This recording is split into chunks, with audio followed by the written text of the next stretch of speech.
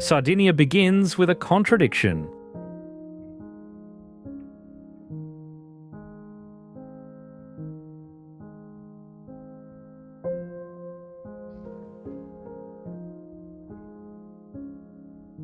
It's one of Europe's largest islands, yet most Americans have never heard of it. It sits in the Mediterranean, just a short flight from Rome or Barcelona. Yet it feels like a place that exists outside the normal flow of time. Ancient towers built by a civilization no one fully understands still stand in farmers' fields. Beaches that belong on screensavers are sometimes empty on Tuesday afternoons. Villages in the interior serve food that hasn't changed in 500 years, and the old men at the table next to you look like they have no intention of rushing anywhere.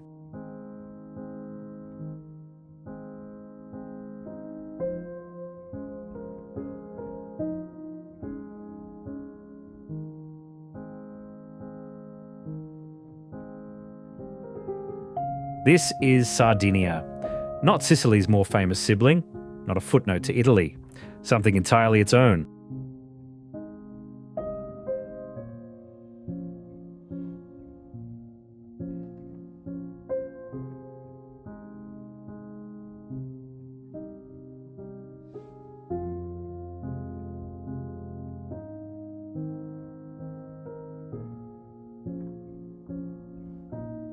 The island sits roughly in the centre of the Western Mediterranean, about 120 miles west of the Italian mainland, as about 75 miles south of Corsica. It's roughly the size of West Virginia, which gives you the general idea, but nothing about that comparison captures what the island actually feels like. Sardinia feels large in a way that has nothing to do with square mileage. Its coastline stretches over 1,100 miles, shifting from dramatic granite cliffs in the north to flat salt lagoons in the south, from turquoise bays on the east to long straight beaches on the west. Its interior is a rugged landscape of mountains, gorges, forests of ancient cork oaks, and villages that seem to have taken root in the landscape rather than been built on it.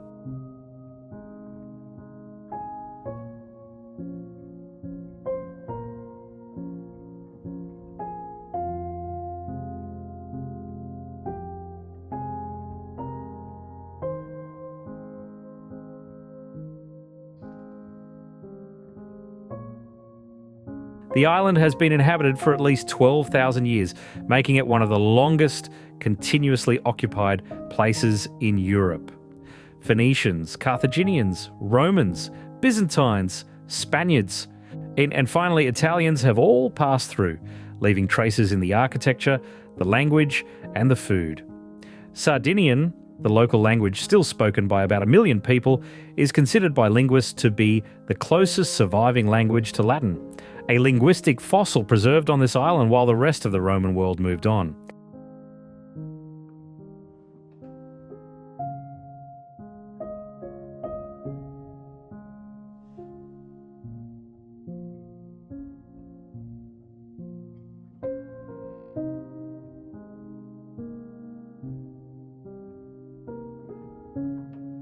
But before any of those civilizations arrived, before the Romans built their roads, before the Phoenicians established their ports, there was the Nuragic culture. And the Nuragic culture built things that remain standing today, nearly 4,000 years later, in a quantity and state of preservation that still puzzles archaeologists. The island is dotted with over 7,000 Nuraghi, stone towers built from massive blocks of basalt without mortar, rising from hilltops and valleys across every part of the island. Who built them, how they organised their society, what exactly the towers were for, remains only partially understood. They are Sardinia's most distinctive signature, the thing that makes this island unlike anywhere else in the world.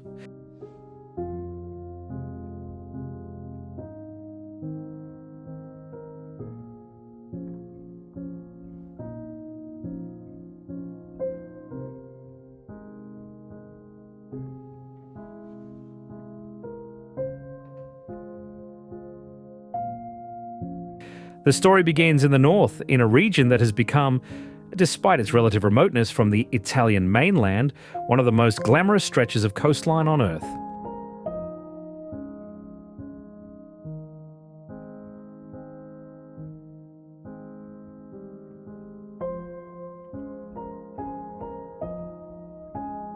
The Costa Smeralda, the Emerald Coast, occupies the northeastern tip of Sardinia, a roughly 35-mile stretch where granite mountains meet the Tyrrhenian Sea. The name refers to the colour of the water, and the name is accurate. The sea here is not blue in the straightforward Mediterranean sense.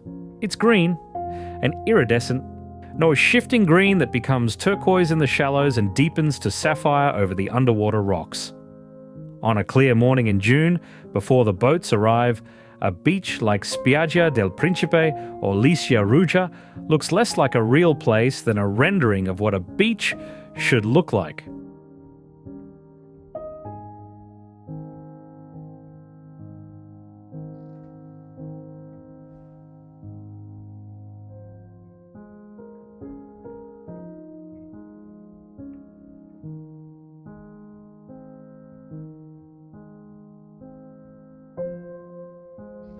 The Costa Smeralda was, for most of its history, exactly what it looks like now. Beautiful coastline, sparse fishing villages, granite hills with scrubby Mediterranean vegetation. Then, in 1962, Aga Khan IV, Prince Karim Al Husseini, sailed along this coast during a yachting trip, saw what he was looking at, and quietly began buying land. Over the following decade, he assembled the Consorzio Costa Smeralda, a consortium that developed the coast not as a typical resort destination, but as something more deliberately controlled.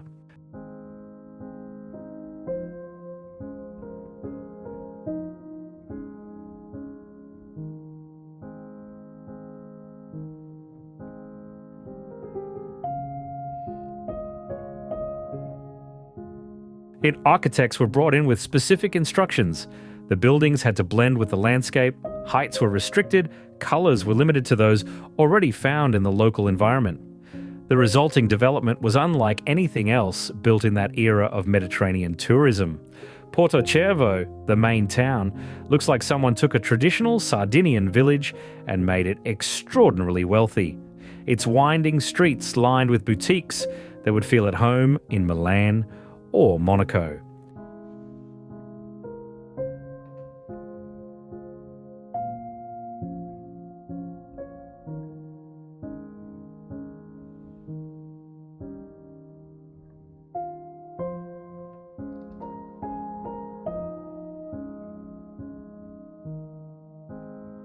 The result is a place that attracts the serious superyacht crowd. In August, Porto Cervo's marina fills with vessels that each cost more than most American neighbourhoods. The Rolex Maxi Yacht Regatta, held here every September, brings some of the most spectacular racing yachts in the world, or their spinnakers filling with wind against the granite backdrop.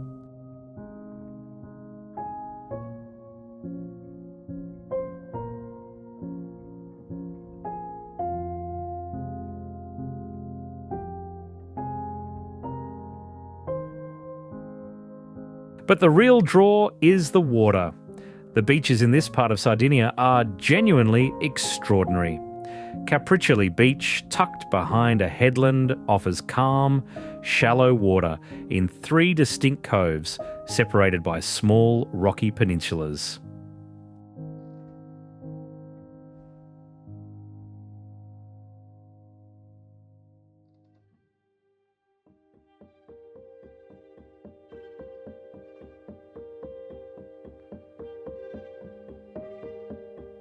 The Cala di Volpe Bay, long and sheltered, changes colour through this day as the sun angle shifts. The beaches are a geological product of the granite coast, the rock breaking down over millennia into fine white sand, then washed by water so clear that depth is genuinely difficult to judge from above.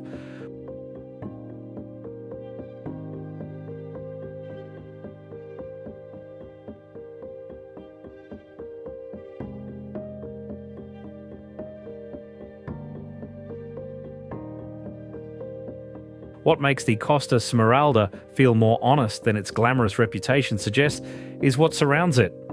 Drive 20 minutes inland and you're in a completely different Sardinia, smaller villages, older farms, cork oak forests. Yet the glamour is real, but it's also contained a layer that sits on top of a much older landscape without replacing it.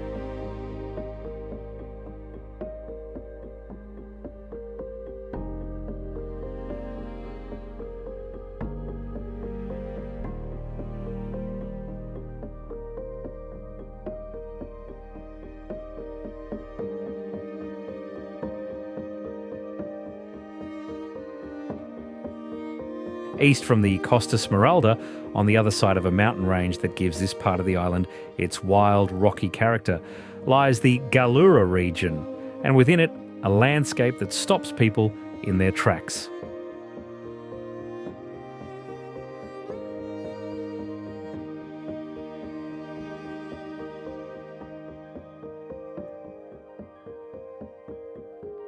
The Valle della Luna, the Valley of the Moon, near the town of Agios, is a chaos of granite boulders shaped over millions of years by wind and water.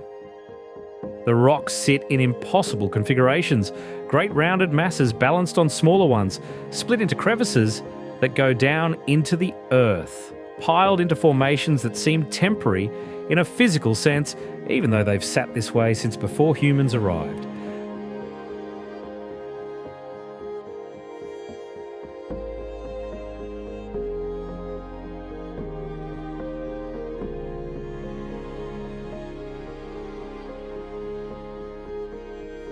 The granite here is reddish-orange at certain times of day, and particularly in the late afternoon when the sun is low and the valley fills with a warm light that makes the rocks look as though they're glowing from inside.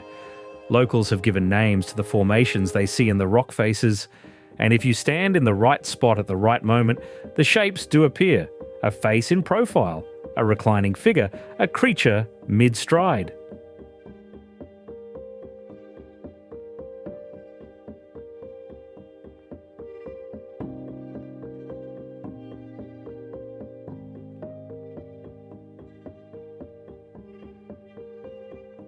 The town of Agios itself is worth pausing in. It's a mountain village of about 1,600 people, with the narrow stone streets, tight doorways, and layered architecture that characterises interior Sardinian towns. Centuries of building on top of older building, each generation finding slightly more space within the existing footprint.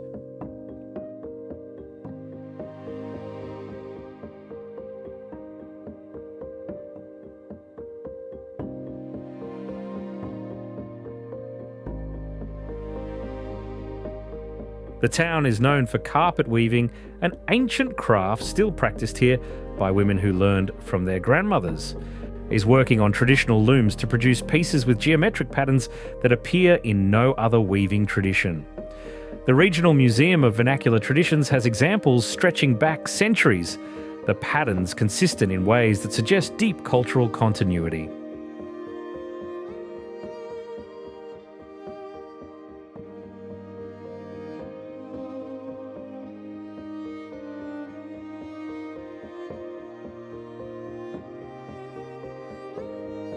Nearby, Lake Herginus is one of Sardinia's artificial reservoirs, built in the early 20th century and now fully integrated into the landscape. Its edges fringed with reeds, its waters reflecting the mountains.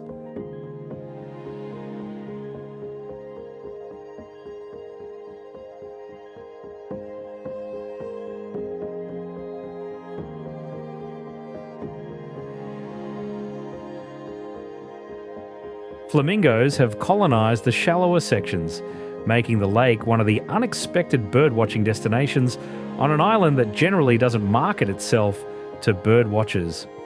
Pink birds against granite mountains is an image the island offers without fanfare in that characteristic Sardinian way.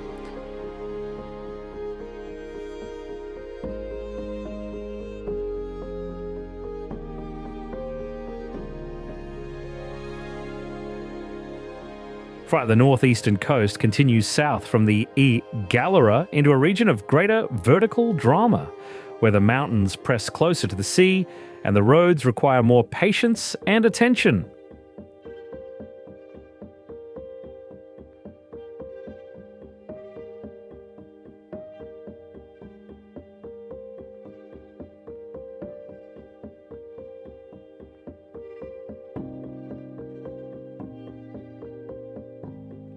The Golfo di Orosei, a broad bay stretching roughly 30 miles along the eastern coast, is protected within the Gennargentu National Park, and this protection means that the beaches, tucked into the cliffs at the southern end of the Gulf, are accessible only by boat or on foot.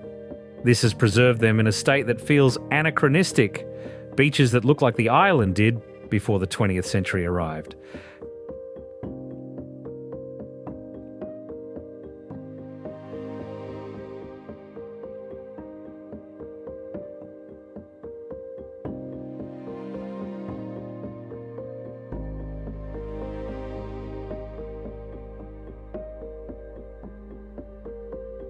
Cala Goloritzé is the one that gets mentioned most.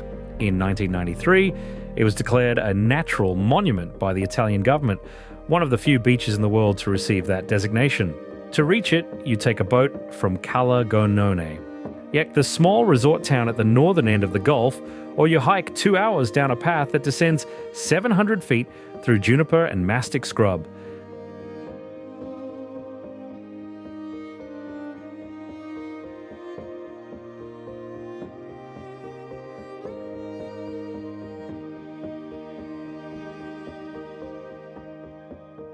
The beach itself is white pebble, rimmed by limestone cliffs with a single dramatic pinnacle, the Aguglia, rising from the water beside it. The sea is a shade of blue-green that photographers struggle to reproduce accurately because viewers assume it has been enhanced. It hasn't.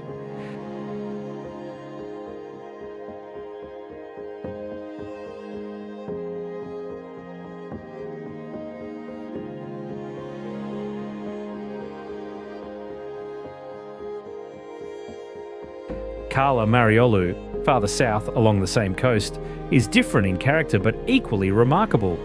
The pebbles here are rounded and white, the rocks above are layered limestone in ochre and cream tones, and the water is shallow enough for a long distance before deepening. Sea caves cut into the cliff base at the southern end, passable by swimmers at low tide.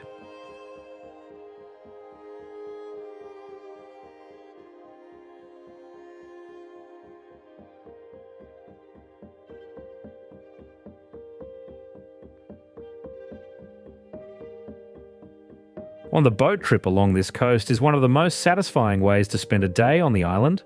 The limestone cliffs drop directly into the sea in many sections, their faces streaked with mineral deposits, their bases undercut by millennia of wave action.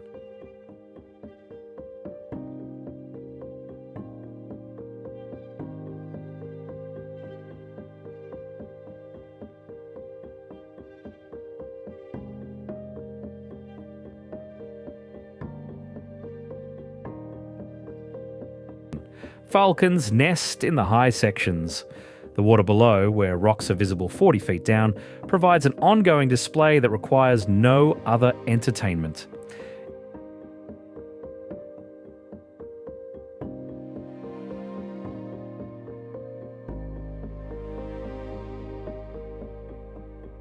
Inland from the Golfo di Orosei, the terrain rises into the Supramonte, a high limestone plateau that forms the geographic heart of Sardinia's eastern interior, and within it, the Barbagia, the mountain region that has maintained the most traditional Sardinian way of life.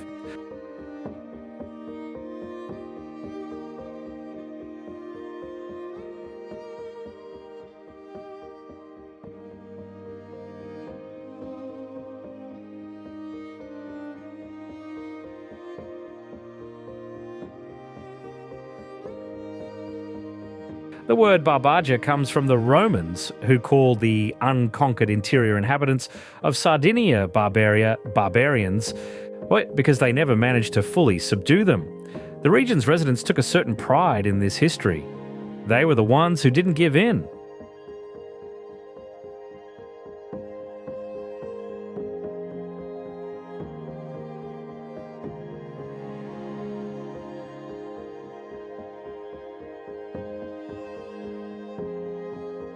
The villages of the Barbagia, places like Orgosolo, Oliena, Mamoiada and Biti, sit at elevations between 1,500 and 3,000 feet. Their stone houses climbing steep hillsides, their traditions reaching back to a period before the island's various colonizers arrived.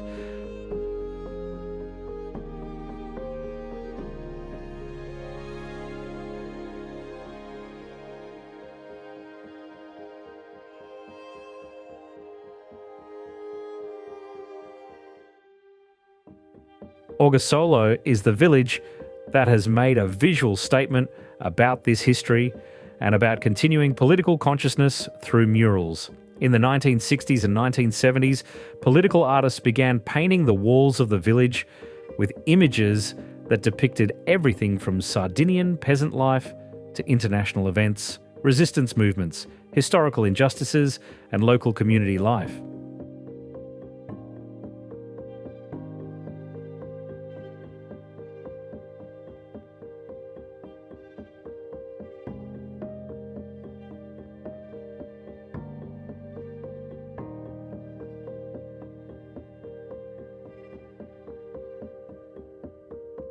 Today, there are over 150 murals covering walls throughout the village, not in a museum sense, not behind glass, but simply on the walls of houses and shops and storage buildings, part of the village's daily visual environment. A 90-year-old woman can be hanging laundry beneath a mural depicting a 1970s protest.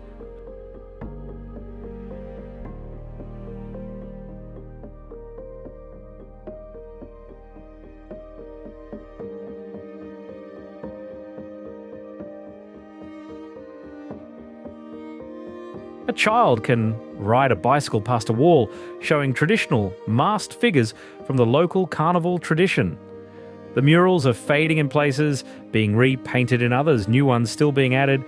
It's a living tradition, not a preserved one.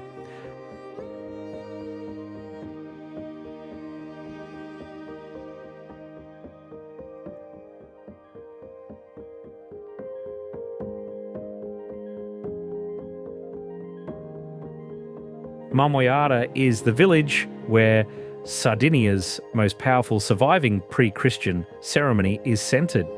The Mamuthones and Isohadoris are masked figures who appear in procession during the carnival period in late January and February, and during other festivals through the year. The Mamuthones are dressed in black sheepskins with their faces hidden behind dark wooden masks carved with exaggerated brooding features, move in a group to a distinctive shuffling rhythm, their movements producing a constant percussion from the 30 kilograms of cowbells strapped to their backs.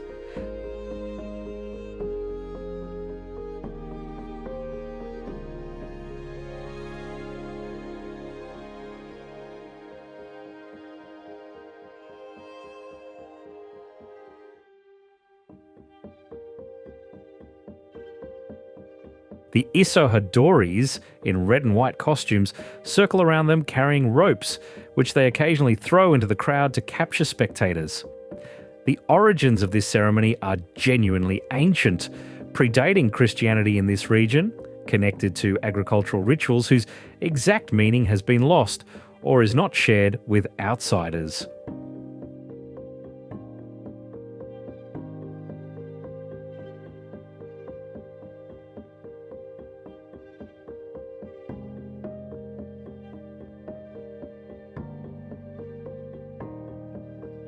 The museum in Mamoiada houses examples of the masks and costumes, and the caretakers speak about the tradition with the kind of matter-of-fact seriousness that makes clear this is not performance. It is, in some sense, that the participants themselves understand better than any visitor can, a continuation of something very old.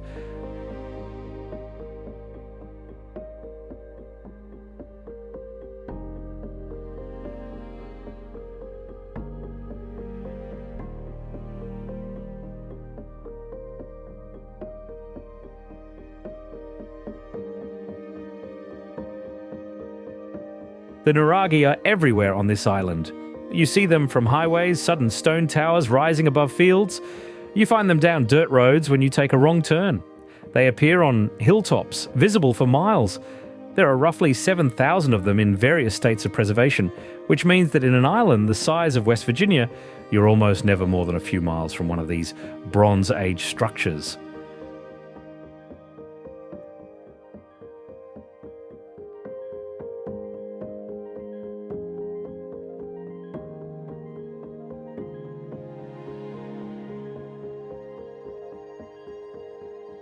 The Nuragic civilization flourished between approximately 1800 and 200 BCE. though the earliest towers may be older and the culture persisted in altered form long after. They built not just towers but villages, ceremonial wells and meeting halls, and they produced bronze figurines of extraordinary sophistication, small sculptures of warriors, priests, boats, animals and buildings that provide some of the only direct evidence of what Nuragic culture looked like and how it was organised.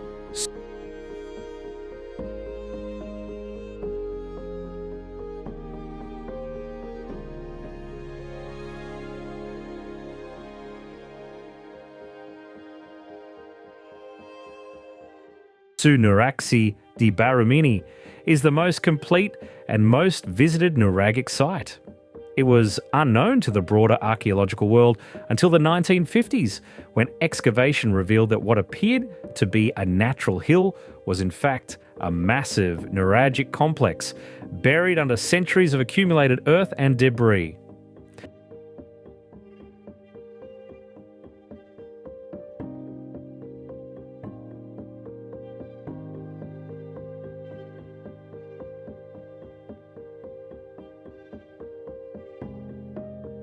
The central tower, built around 1500 BCE, rises nearly 60 feet, surrounded by 4 secondary towers connected by a courtyard wall, all made from basalt blocks, fitted together without mortar in a construction technique that allowed the walls to flex slightly under stress without collapsing.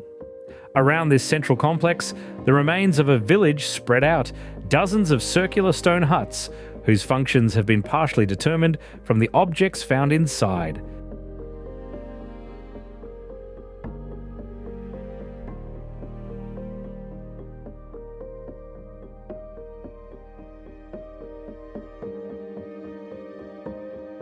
Standing at Nuraxi, the scale of what the Nuragic people achieved becomes tangible.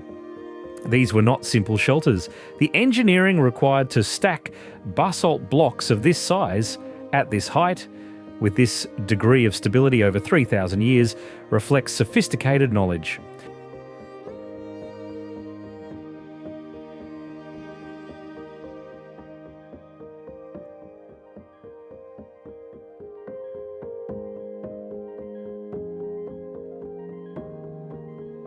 The fact that they built 7,000 of these structures across the island suggests a level of social organisation and surplus resources that most people don't associate with the Mediterranean Bronze Age.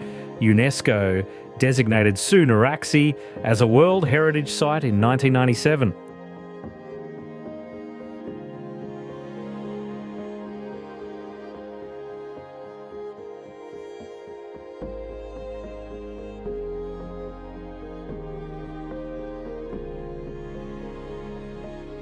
But many of the island's Nuraghi reward visitors, with something Nuraxi being the flagship site, cannot offer solitude. The Nuragic Tower at Santo Antone in the Logudoro region of northern Sardinia is the island's tallest, its central tower reaching about 55 feet above the plain.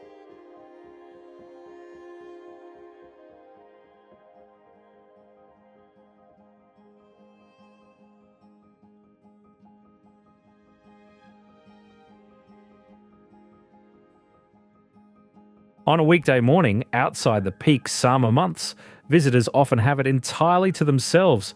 You can climb the interior staircase, emerging onto the top of the tower, and look out across a flat agricultural plain with the Gennargentu Mountains visible to the south and the hills of Anglona to the north, and understand something about why these hills were chosen. The control of landscape that these elevated positions provided was both practical and symbolic.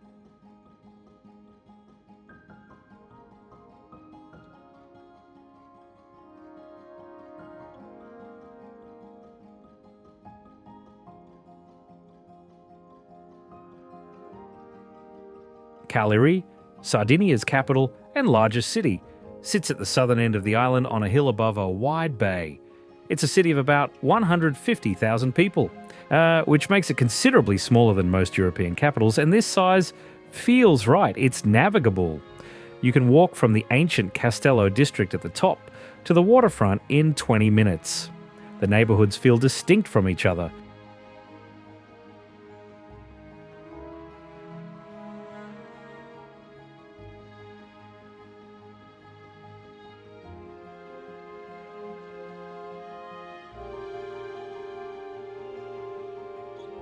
The Castello, the medieval citadel that crowns the hill, was originally built by the Pisans in the 12th and 13th centuries and later expanded under Spanish rule. Its bastions give panoramic views of the bay, the salt lagoons to the west, the urban spread below. The streets inside the Castello walls are narrow, steep in places, and largely residential, with the occasional bar or restaurant at street level and laundry strung between buildings above.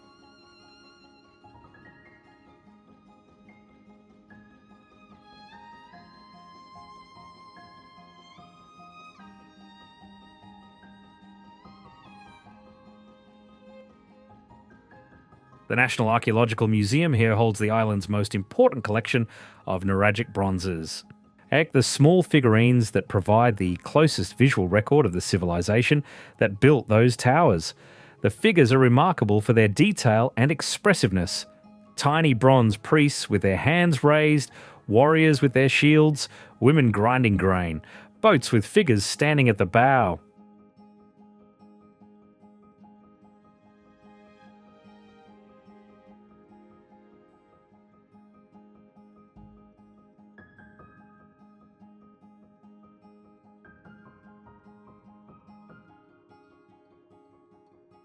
The Villanova neighbourhood below the Castello is where the city's daily life operates. The San Benedetto market, one of the largest covered food markets in Europe by floor space, occupies 2 floors of a building that takes up an entire city block. The lower floor is fish. The upper floor is produce, meat, cheese, and the prepared foods that market vendors have been selling in various forms for centuries.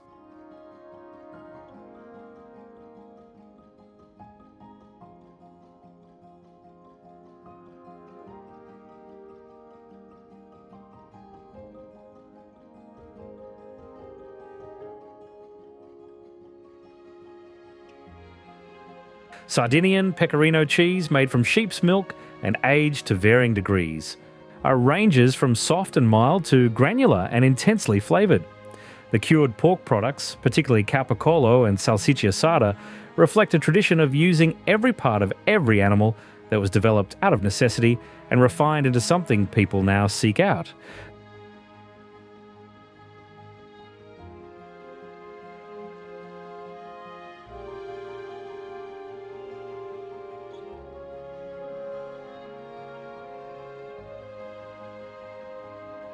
The botaga, pressed and dried mullet roe, is available here in quantities that reflect its importance in the local diet. Botaga is grated over pasta, sliced thin over bread, combined with olive oil and lemon. The flavour intensely oceanic, salty and complex.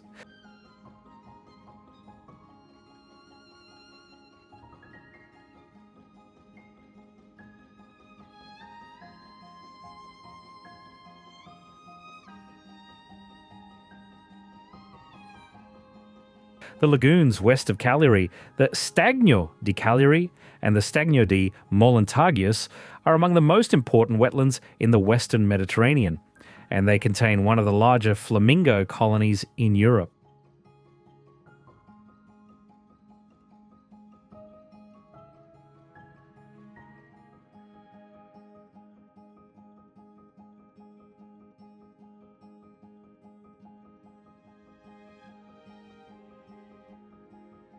The birds have been coming to these lagoons since at least the medieval period, just their numbers fluctuating with the seasons, but generally running in the tens of thousands.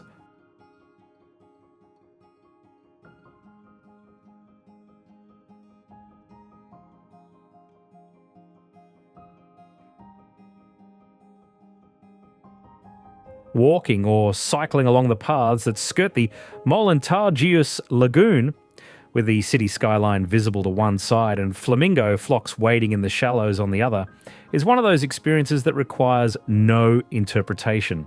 It's simply visually extraordinary.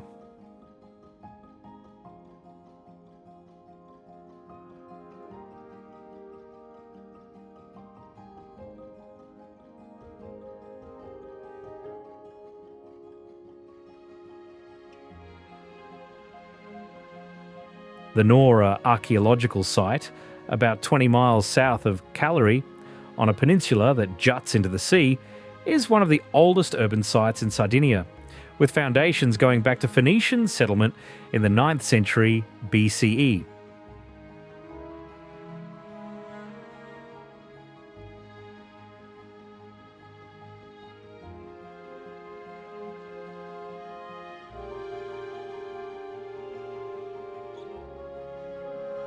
The Romans later expanded it significantly, and the remains visible today include a theatre, mosaic floors from Roman villas, a temple, and sections of street.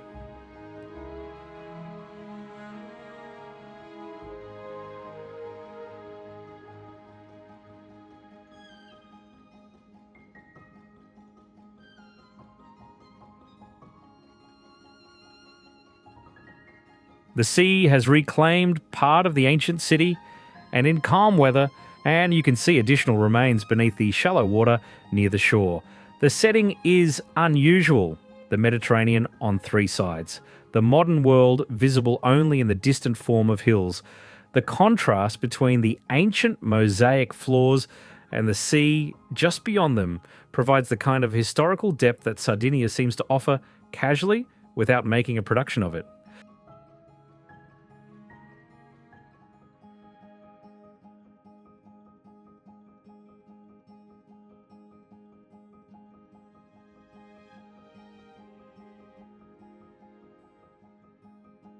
The southwestern coast of Sardinia is less visited than the northern and eastern coasts, and this relative obscurity has preserved it in ways that reward those who make the effort.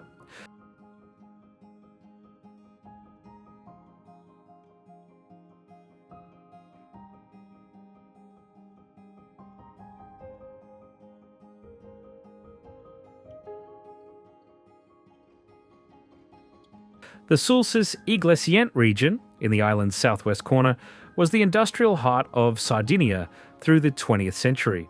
Its mines producing lead, zinc, and silver. The mines are largely closed now, their infrastructure left behind in various states of managed decay.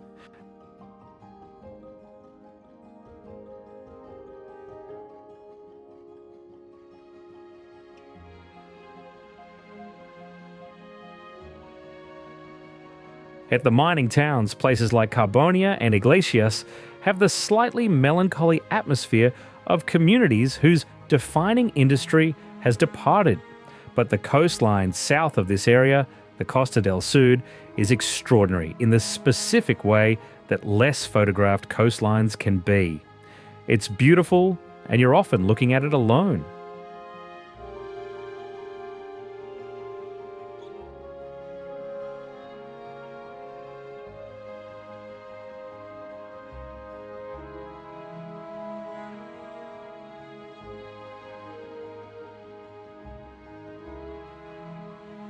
The road that runs along the Costa del Sud hugs the cliffs above a series of beaches, with the sea visible below in long stretches between headlands.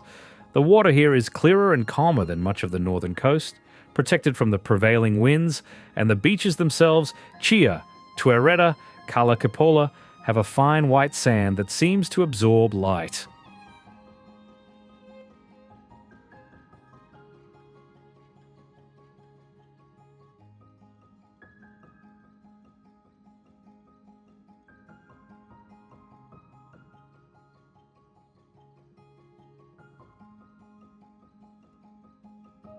The dunes behind Chia Beach, stabilised by Mediterranean vegetation and protected within a natural reserve, are some of the largest coastal dunes in Sardinia.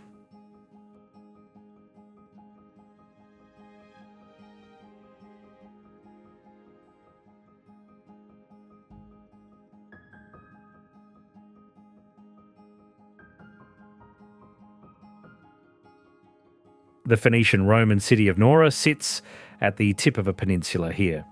The tower at the northern end of the beach at Chuya is a Spanish watchtower, one of dozens built around the coast in the 16th and 17th centuries to warn of Saracen raids, their regular spacing along the shoreline making them visible from one to the next in a system of signalling.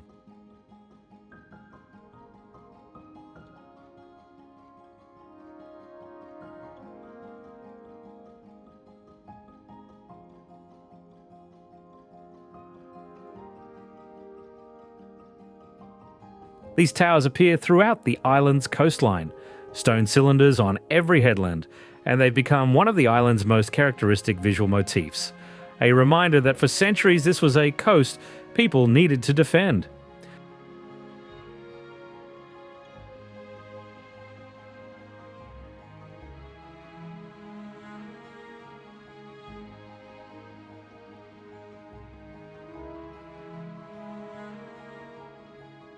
The western coast of Sardinia, facing the Mediterranean toward the Balearic Islands and beyond them, Spain, has a different character from the more celebrated eastern and northern coasts.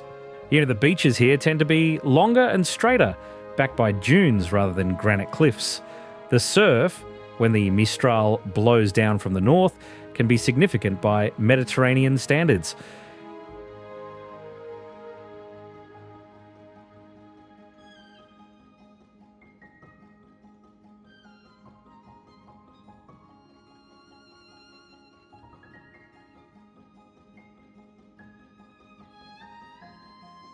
Is Arudis Beach on the Gulf of Oristano is made not of sand but of rounded quartz grains the size of small pearls, white and semi-translucent that clink faintly when you walk on them.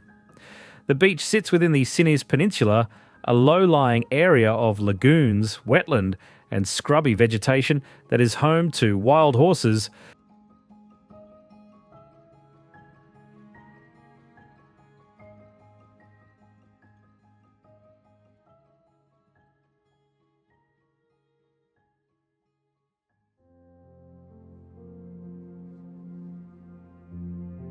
a population that has lived in this environment for centuries. Small and hardy animals that have adapted to the brackish water and limited resources.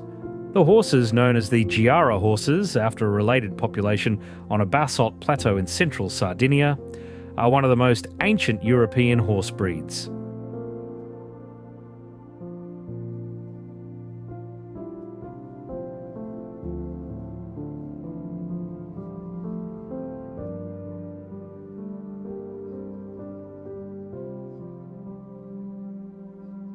And the Sinis Peninsula also contains the ruins of Tharros, another Phoenician and Roman city, this one on a headland at the peninsula's tip.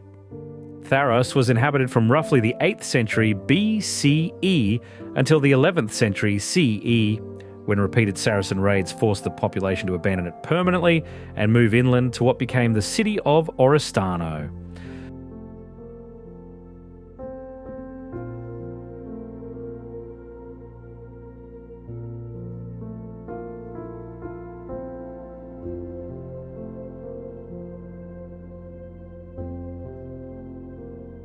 The remains include Phoenician Tophet sanctuaries, Roman thermal baths, and a section of colonnaded street. 2 Roman columns still stand upright at the site, visible from the sea. The view from the headland encompasses the Gulf of Oristano, the Sinis lagoons, and on clear days the silhouettes of islands to the south.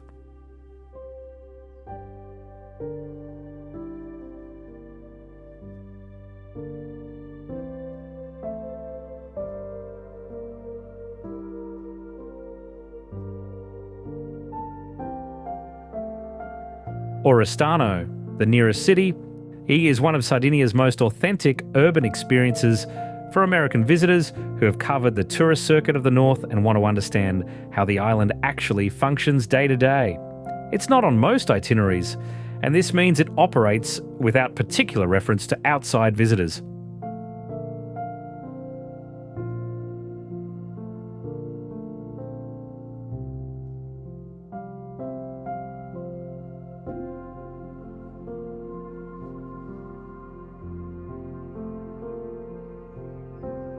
The market days are for locals.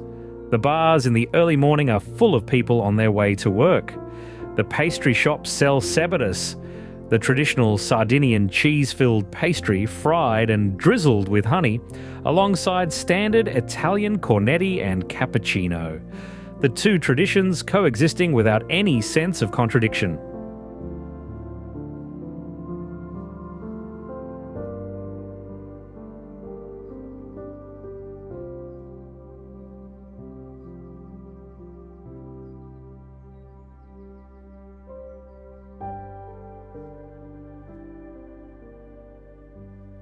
The Gennargentu Massif, Sardinia's mountain spine, runs through the island's centre, reaching its highest point at Punta la Marmara at about 6,017 feet. These are not dramatic alpine peaks, but rather broad mountain masses, their summits covered in winter snow and in summer grazed by sheep, whose movements over centuries have kept the high pastures open.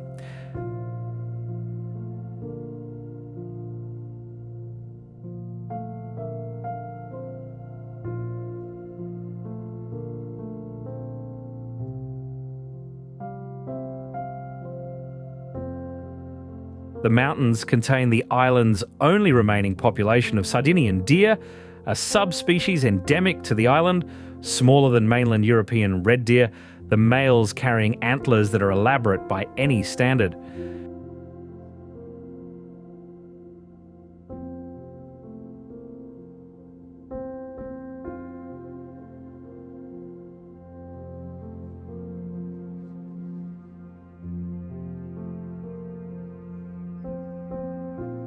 The interior mountain villages, particularly those in the Barbagia di Seulo and Barbagia di Belvi subregions, are among the places where traditional Sardinian crafts survive most actively. Tonara is known for Torone, the nougat made from honey, egg whites and almonds or hazelnuts, produced in family workshops that open their doors during the village festivals.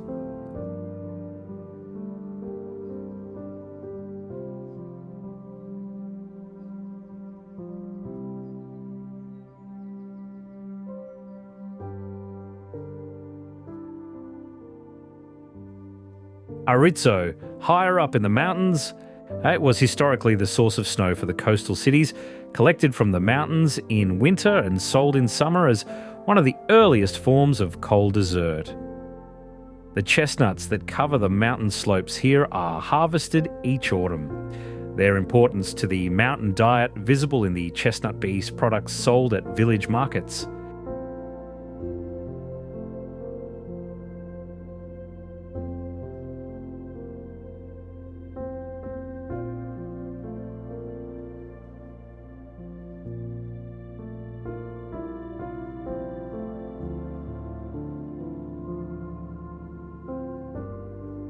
The high mountain roads, particularly the road from Desulo to Foni that crosses the massif's upper reaches, offer views that are un-Mediterranean in character.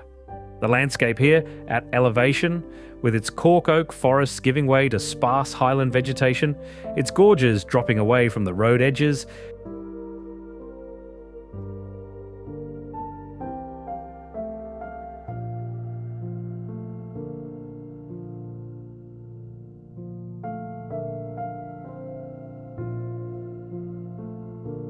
its occasional shepherd with a flock looks more like parts of the American West than like the Italian South. This is one of the surprising things about Sardinia's interior. It consistently exceeds expectation, not because it's particularly photogenic in the way the coast is photogenic, but because it has a gravity that the coast, for all its beauty, doesn't quite achieve.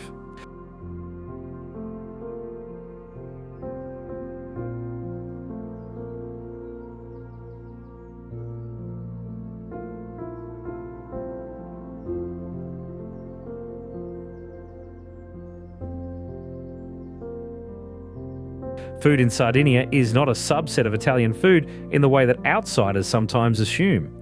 The island was never really part of Italy until 1861, and its culinary traditions developed along independent lines.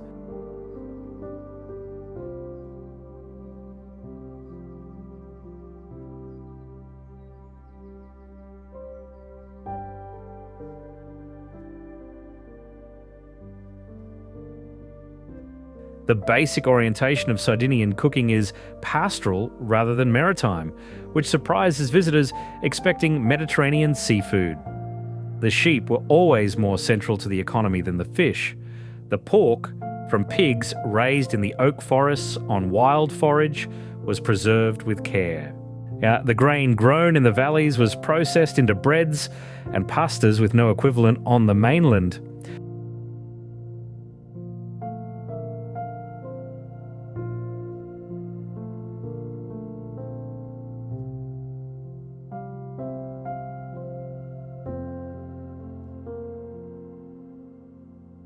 Pane carousel, the traditional flatbread, is the most immediately recognisable Sardinian food. Thin as parchment, cracker crisp, baked in rounds that were originally designed to survive months of shepherd's travel without spoiling, it's produced commercially now and available worldwide, but tastes better in the island's interior where it's still made by hand in wood-fired ovens.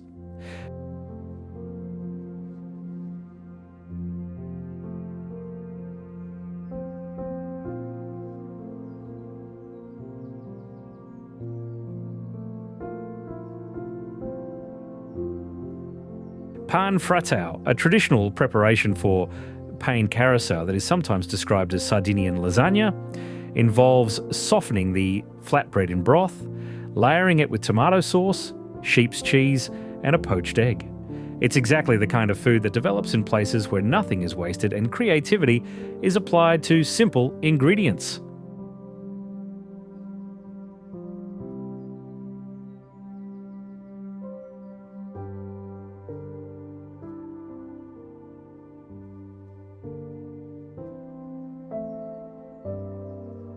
Malarettis. Of the small ridged pasta, sometimes called Sardinian gnocchi, is made from semolina and flavoured with saffron. The saffron cultivation that once flourished around Cagliari, leaving its mark on the local cooking. Combined with a slow-cooked sausage and tomato sauce with additional saffron, it's one of the island's signature preparations.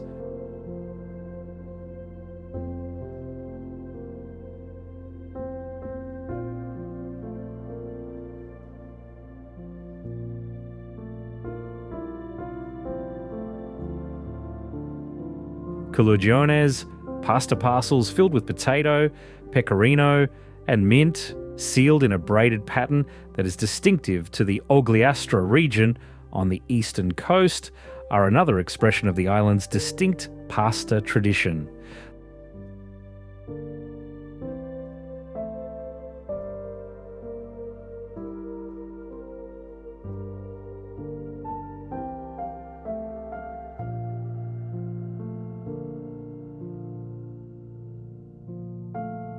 The wines match the food in the sense that they too represent independent development. Canonau, the red grape grown throughout the island's interior, is genetically identical to Grenache and is thought to have arrived in Spain and France from Sardinia rather than the other way around.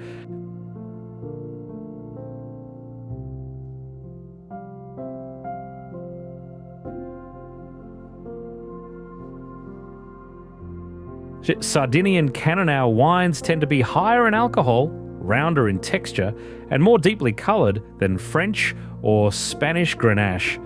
The combination of the island's dry heat and thin volcanic or granite soils producing grapes of concentrated flavour. Vermentino, the white wine of the north, is a different experience. Light, slightly saline in character, the kind of wine that makes sense specifically beside a bowl of clams or a plate of sea urchin pasta on a hot afternoon.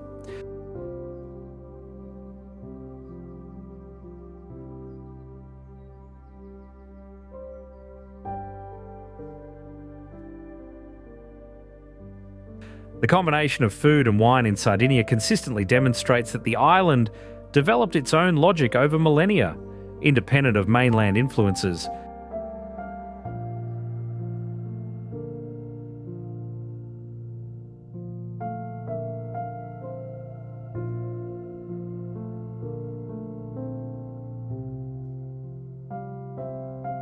Sardinia's famous longevity is not a promotional invention. The island is one of the world's confirmed blue zones, regions where people consistently live to 100 at rates dramatically higher than global averages.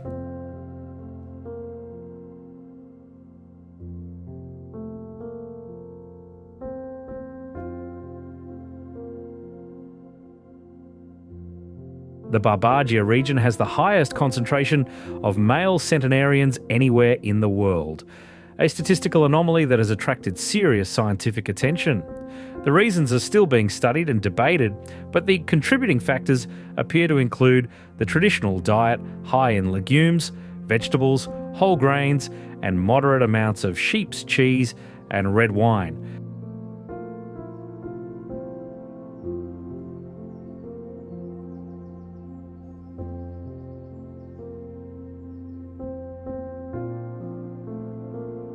combined with daily physical activity in the form of walking on mountain terrain, strong social networks that provide meaning and community to elderly people, and a cultural attitude toward aging that differs from American norms. Old people in Sardinian villages are not peripheral. They are central, sources of memory and knowledge, expected to contribute and participate.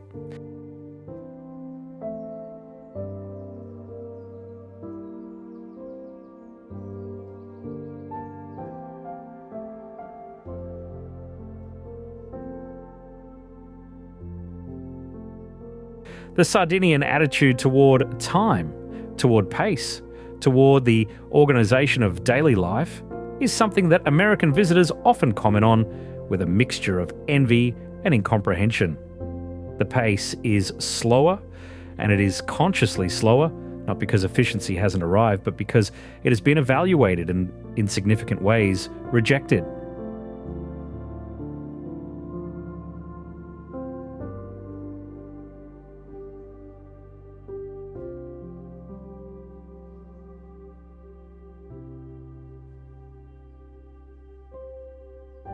The lunch break is real. The afternoon quiet is observed. The evening passeggiata, the ritual walk through the village centre that happens in virtually every Sardinian town around 7 in the evening, is a genuinely social institution. People stop to talk, and they mean to stop, not briefly.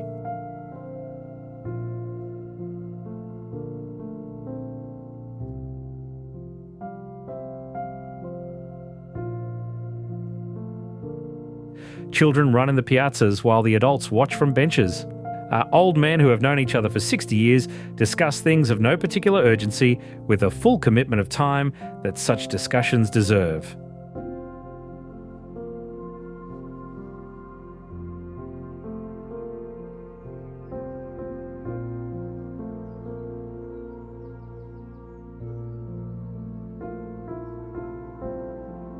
This pace is not quaintness for tourist consumption.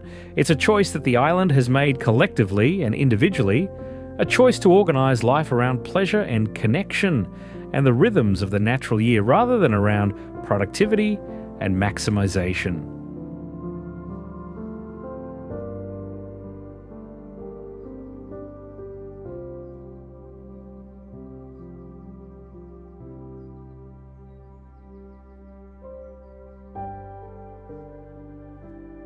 Whether it accounts for the longevity or is simply one expression of the same underlying value system.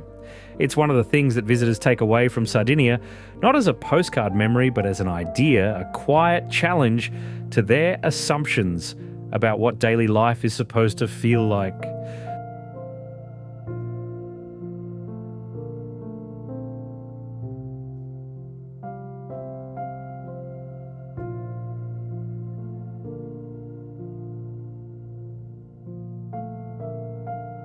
Sardinia doesn't announce itself. It doesn't have a brand campaign built around a single iconic image. There's no single monument that everyone recognises the way the Eiffel Tower or the Colosseum is recognised.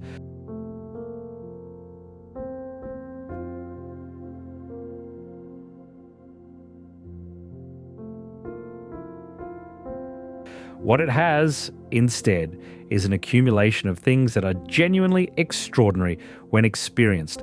The Nuraghi standing in farmers' fields at sunset, the water at Cala Goloritzé on a calm morning, the masked procession of Mamoiada in February, the smell of myrtle and rosemary on the mountain roads in June, the taste of botarga on bread with a glass of vermentino at a table facing the sea.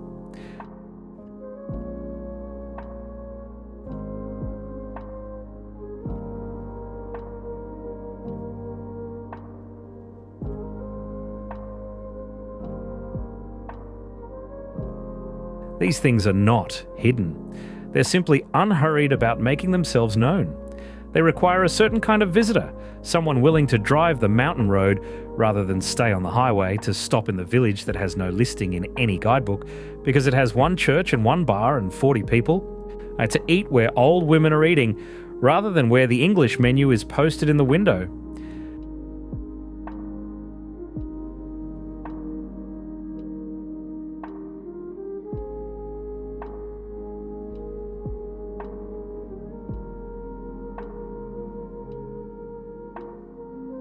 The island has been absorbing arrivals for 12,000 years. The Phoenicians came and built cities. The Romans came and built roads. The Spanish came and built watchtowers. The Italian Republic came and built institutions. None of them quite absorbed the island in return. Sardinia remained, in some fundamental way, itself.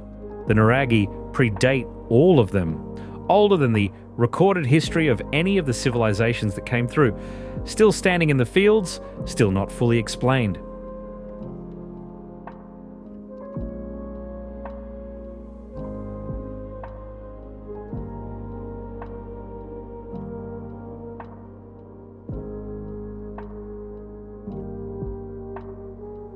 That's the thing about Sardinia that stays with you after you leave. Not the beauty, though the beauty is real and extreme and will appear in your memory unexpectedly for years. What stays is the sense of a place that has developed an alternative understanding of what a good life looks like, tested it over 4,000 years of recorded history, and concluded that it's working.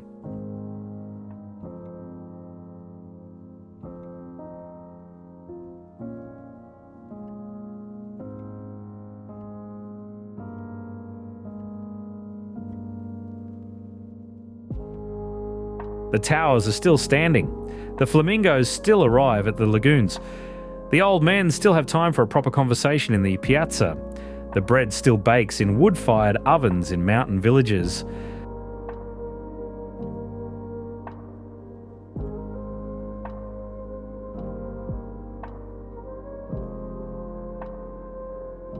Some things shouldn't be rushed. Sardinia has built an entire island around that principle. And unlike anywhere else you can reach in a single flight from Rome, it has the ruins and the centenarians and the empty beaches to prove it.